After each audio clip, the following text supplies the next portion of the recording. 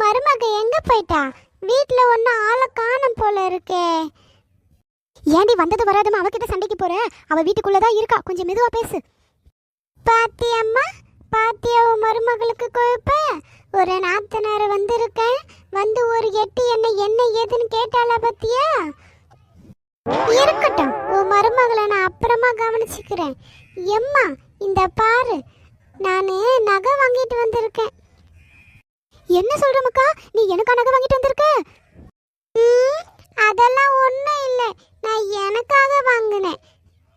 ஏண்டி இவ்வளோ பெரிய நெக்லஸா இருக்கு, இது வாங்க ஏதடி காசு உனக்கு? எம்மா, நான் என் மாமியாருக்கு தெரியாம என் புருஷன் காசுல தான் இதை வாங்கினேன்.